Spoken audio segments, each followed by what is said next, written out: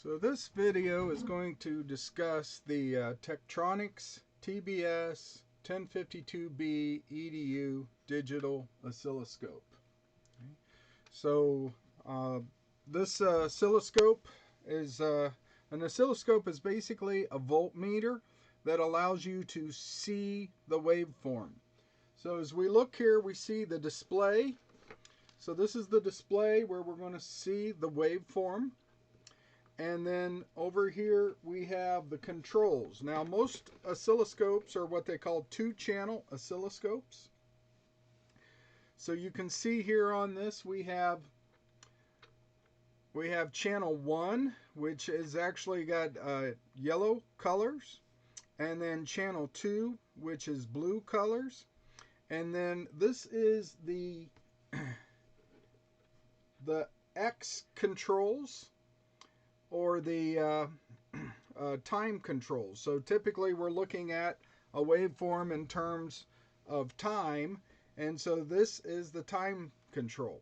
So when we look at this, we see the button here. If we press the button, it'll pop up a menu, and you can kind of see the menu there. It's not showing up right now. We'll focus on that a little bit later. But if you press it a second time, you see the yellow line has gone away. So when I press the button, it selects, and it basically turns on channel 1. And the same with the second button. If I press the second button, it'll turn on channel 2. So you can maybe see that the blue line shows up there. So we can just turn that, if you're not using one of the channels, you just press that and that'll turn off that channel so you can concentrate on the one channel that you are looking at.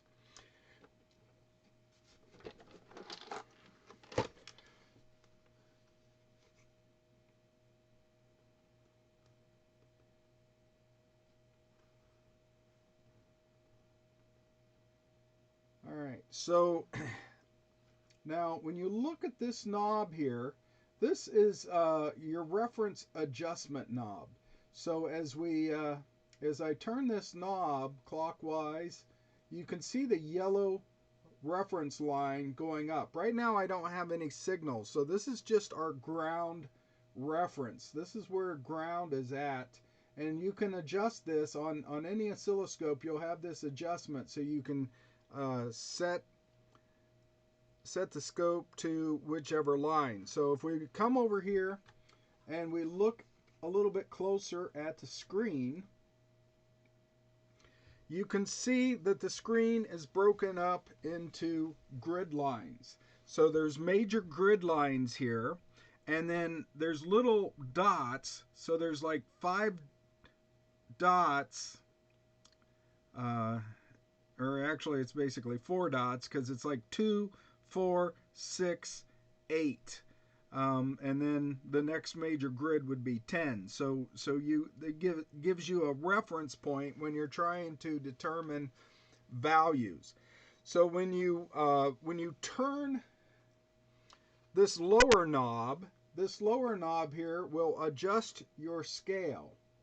And so if you look right here, it'll tell you that the scale is 200 millivolts. That means that each square is 200 millivolts. Now, as I turn this large knob, you see it goes down to 100 millivolts. So what that would do is that'll expand the sine wave so you can see more of it. Or if we turn it the other way, you can see it goes to 50 millivolts. So that means there's, instead of let's see, 500 millivolts.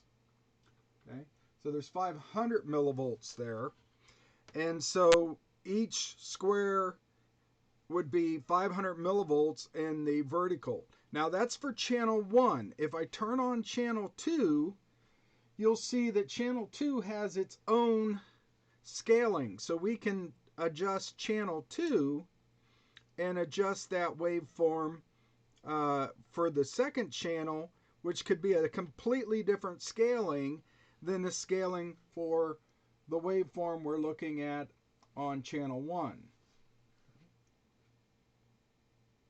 So each one will have their own scaling so that you can get a nice waveform to show up on there. The other thing to notice is the ground. So as I adjust this top knob here, and we move the ground, again, right now I don't have anything connected, so there's a little bit of noise, so it's kind of waving around. I'm going to turn channel 2 off right now. But you can see there's a little tag here which shows you, shows the reference right here to the left of the grid. It says 1, and then if I press 2, then you can see like 2 will appear there, and it's not easily readable on the camera here, but it's there, and that always shows you your reference point. And so typically what you want to do is you want to put your reference point right on a major grid line, and then you can measure those voltages very accurately, and so you can shift these around. We also have right here in the center, we have the horizontal reference point. So this is basically time t equals 0, and we can adjust that position so that we can get a waveform. So before we can actually get a waveform, we have to connect the probe to it. So the probe is equivalent to the meter leads of a DMM. So you have here, it's a coax connection, so you have a positive and then a ground. So on this end here we have the ground, and then we have a little clip here. So this, you can see that you pull this in here, and it's kind of spring loaded, and it'll pull out a little clip, so you could clip that onto a point in the circuit. Or you can actually remove this and just use it as a probe. So you can just go in there and just press down and look at a sine wave, and then look at a waveform within the circuit, and then move it over somewhere else. So without having to clip it, you just press and connect it. Now this particular probe here is a ×10 probe. So what that means is basically at this end here, which connects to the scope, is got some little bit of a circuitry in here, and basically it has like a voltage divider. And so it's a voltage divider that'll take the voltage that it's actually reading, that the probe is sensing in the circuit, and drop it down into, drop it by a factor of 10. Okay, so this is what they call a ×10 probe, and it'll drop it by a factor of 10. All right, and there's also some capacitance in here. Now if you look here, this particular probe comes with the oscilloscope, and so you can see it's got little yellow rings there. So this would be channel 1, because channel 1 is yellow. And then of course we have a second probe, and it has a little blue ring on it to indicate that this is channel 2, the blue channel. And that just makes it easier for you to keep track when you're changing where these are at in the circuit, which one you're going to connect. So in general, you want to connect, especially for this class, you want to connect your reference voltage on channel 1. So you connect channel 1 to your reference voltage, and then you'll use channel 2 to actually measure voltage drops on elements within the circuit. All right. So to connect this, to the probe here, what we will do is just put it on there just a little bit and just gently twist it, and it'll lock in and stay in place. Now once you do that, they have over here right along here are a ground and a basically a square wave connector. And what we want to do is actually take and connect your probe times to that, and you'll get a square wave. All right. And so if we look on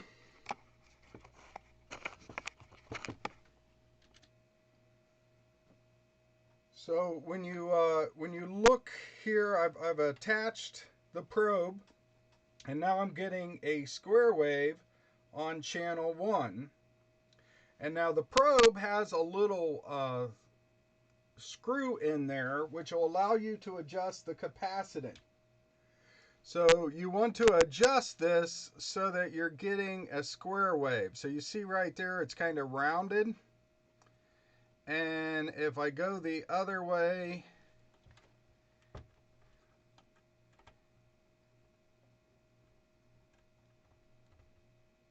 all right, we're getting some overshoot. And so we want to get this so that we have a nice square wave. So you always want to kind of check your probe and make sure you're getting a nice square waveform on your probe. Okay, so this is a times 10 probe. The other thing that we need to do when we're setting that probe is if we look over here. Okay, so now I'm going to hook up a sine wave to the scope. So in this case, I'm just going to hook up, like this is going to be my reference point. So I'm just going to hook it up to the ground from our function generator. And so I just took this, clip this little ground on here. And then I'm going to hook up, I'll just push this probe out a little bit and just hook that up there, and I'll grab a sine wave. Now, when you're doing a sine wave, you need to, you know, if it's a perfect sine wave with no DC component, then you really want to center your ground. So remember, there's this little tag over here just to the left of the black of the screen. That's your ground point. So we want to raise that ground point up here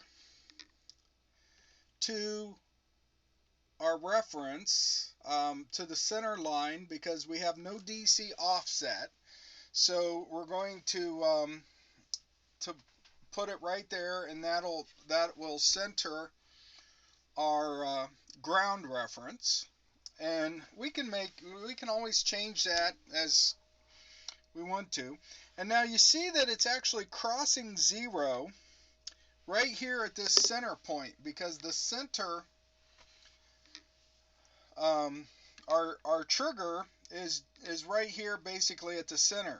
So if we adjust this knob over here in the time, we can shift that sine wave. So we can shift the sine wave anywhere that we want. Now the other thing that we can do is we're triggering the sine wave. So you may see it's a little bit of green up there. It says trigger, and that's triggering. Now there's a trigger level over here, and if I adjust that, it'll pop up and show us where that trigger level is. So you see, like right now, trigger level, I've got it basically at ground. I can have it below ground, or I can have it above ground. And you see, as I change what I'm doing is I'm saying this is where it's kind of capturing. It's using that when the voltage crosses this trigger level line, that's when it starts capturing the sine wave. And it's actually, its reference point is actually this T here, for the trigger point. And so what we want to do, if you put the trigger right at ground, you may say, well, shouldn't it just be at 0? Because that's like with the start of the sine wave. However, if you have a lot of noise in your circuit, it'll cause false triggering, and your sine wave may start rolling. All right, so you may actually get your sine wave rolling like this. And the other thing is, if you get the trigger beyond the level of your sine wave, it's also going to, it loses its trigger, and so the scope doesn't know kind of where to start drawing at. All right, so again, the trigger is just to give the scope a reference point of where to start drawing at. So, you know, it works fine if it's at 0 as long as your system is not too noisy. But if your system is too noisy, you'll get false triggers and your sine wave will sort of roll on you or something. So you need to just raise the trigger up. It's usually better to have the trigger a little bit above ground or even below ground. If it's a true AC waveform going both positive and negative. Okay. And so it doesn't hurt to have it a little bit there, and then you can center your sine wave so that your sine wave crosses at a point. Now, the one thing though I want to point out before we start really trying to measure or anything here is the fact that on this scope here, you see I actually have about about 4 or 5 sine waves. So what we want to do is we want to adjust this time knob here. Let me see if I can back off just a little bit. I want to adjust the time knob so that I get just one complete sine wave. Now you may not be able to do that. So like you see here, it's like, well, that may be about a whole sine wave if I adjust my trigger level a little bit and get that sine wave. Now, but so you may need to get 2 sine waves on there, all right? But you want to adjust it because you don't want too many. As I adjust my timetable, you see down here it tells you. Remember, we're looking at a square. Each square in this divided grid here is marked by time. So right now I'm like each square is like 50 microseconds. All right, but I don't even have half a sine wave there right now. And so if I change it to 100, I almost have 2 waveforms. And actually, if I make the menu disappear so I can see the whole screen, I just about have 1 complete sine wave. Now, you see this right here, that it's actually showing you the negative of the sine wave first because my trigger is over here. And personally, I'm not a big fan of that. So you could do one of 2 things. One thing you can do is you can shift your trigger so that it's going to be way over here so that you can shift it so that your sine wave is crossing. Now, you could move it all the way over here. But the problem with this is when you're all the way at the edge, you can't quite see whether you're truly at the beginning of the grid. You might actually be off a little bit. So I like to move it so that I am right on this first grid mark. I like to use this as my starting point. And so you adjust it that way. Now, another option would be to press this button here in the center of your time. And this gives you a menu over here, and you can select, I'm sorry, I guess it was this button here above your trigger knob. Yeah, that makes sense. So this is your triggering section right here, and so if you press this one, now I don't think it's showing on the screen too well there, but it's something that says rising slope.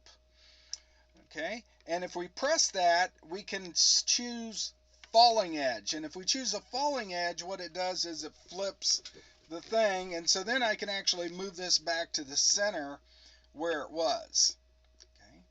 And so, but again, I like to get my sine wave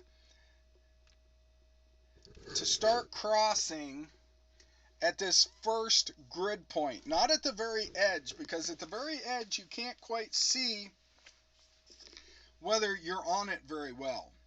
And so, and again, what we want to do is we want to see an entire waveform. So I'm not quite getting an entire waveform here. So I'm going to have to give me one more waveform, And then I'm going to adjust my trigger again so that I can get this right here. And now we're going to count. All right, and so what we want to do is we're going to start counting divisions. So we're right here, and we've got 1 major division, 2 major division, 3 major division, 4 major divisions. So there are 4 of those major blocks from the start of this waveform to the end of that waveform. So there's 4 blocks times 250 microseconds down here on the screen. I know you can't really see it there, but 250 microseconds. So 4 times 250 microseconds gives you, all right, so I wrote it down here. So we have we had 4 full blocks times 250 microseconds, which gives you 1 millisecond. So that was the amount of time that it's taking for 1 complete cycle, right? It's taking 4 major blocks or 4 squares to make 1 complete cycle, but each square is 250 microseconds. It says that down here at the time setting. And so that means that we have a 1 kilohertz sine wave happening here. So 1 kilohertz sine wave. So that's how we can determine the sine, just like we were doing with the graphs in the other video. We were looking at a graph and determining the time. That's how we determine the time here. Okay. Now, so again, to do that, I like to shift, like I say, if we hit the trigger menu option, I like, on this particular scope especially, I like to select the falling edge. I like it to be on the falling edge because that gets the beginning of the sine wave all the way to the left. If you choose the rising edge, as I have here, it kind of is starting down and then going up, which just messes with my OCD. So I like to actually choose the falling edge, and then we adjust the trigger location so that it lines up with the first full grid mark. So the first full grid mark, and so it lines up so that we can read that. Now the next thing we want to do is read the magnitude of the waveform. And so as you can see this, we're at 100 millivolts per division. So 100 millivolts per division is the setting. So each block vertically is 100 millivolts. And so if I was to try to go up, I could go, okay, I'm going to go up 1, I'm going to go up 2, and then I'm going to count, so it's like about 0.2, 0.4, about 5. So it's 2.5. So it's 2.5 blocks times 100 millivolts per block, right? Which gives us that the peak value is 2.5 volts. Okay, so the peak value is 2.5 volts. Okay, the blocks cancel and you're left with millivolts, but 2.5 times 100 millivolts. Okay, so 2.5 blocks times 100 millivolts is actually 250 millivolts, which is actually incorrect. Okay, so this is 250 millivolts is what we are reading. All right, but if we were to look at our function generator up here, it's actually outputting 5 volts peak to peak. Okay, so the problem is that we are using a times 10 probe. I talked about that at the beginning of the video. We are using a times 10 probe, but the scope is currently set to be a probe of times 1. All right, so I know you can't hardly read it here. I've tried to focus on this. You can't read this, but when we press and turn on channel 1, it pops up this little menu. And one of those options are the ×1 probe. So if I press this, and then we have attenuation, and you can either actually do a 1 time, a 10 times, a 20 times, or so on. So if I press this and go to a ×10 probe, now my voltage is actually reading over here 1 volt per division, and then we're still at 2.5. So see, the sine wave didn't change. What it did was change the scaling that it's showing us. And so you need to make sure that you're using the correct probe and that the scope meets with the probe that you're using. So I didn't have to use a ×10 probe.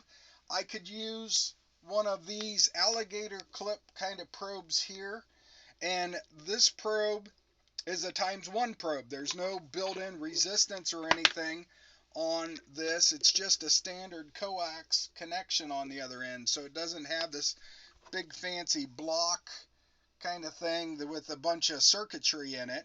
So this is just an ordinary 1-to-1 sort of probe, and that's what the scope was set for, was a 1-to-1. And so when I was reading it, I came up with 250 millivolts, which is incorrect. So you need to make sure, if you're using a ×10 probe, make sure that you go into the menu and that it's reading for a ×10 probe.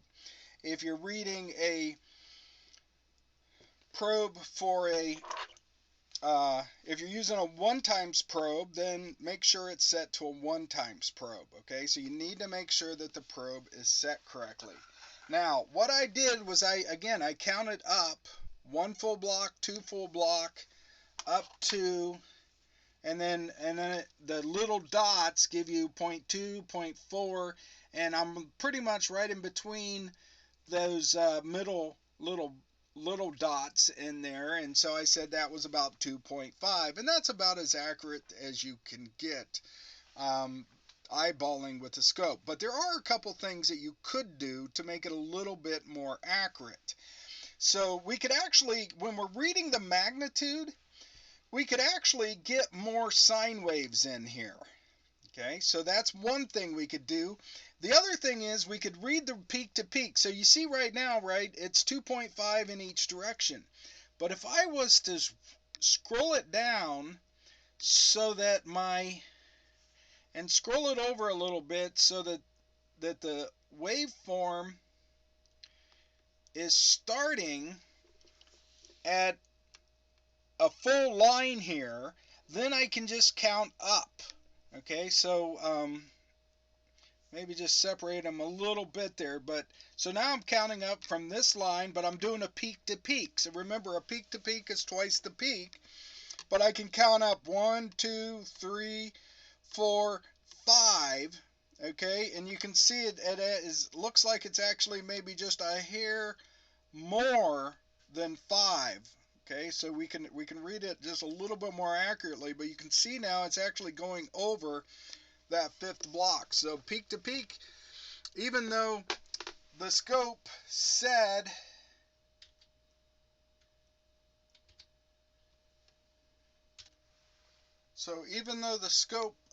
is saying 5 volts 0.000, or I mean the function generator at the top is saying 5 volts with 3 decimal places on it, the scope is actually saying that we're actually going over 5. Alright, so now these scopes have another feature on them, and it's really hard to show you in this because the camera is not displaying the menu option very well, but I'll try to walk you through it, and when you have a scope in front of you, you can do it.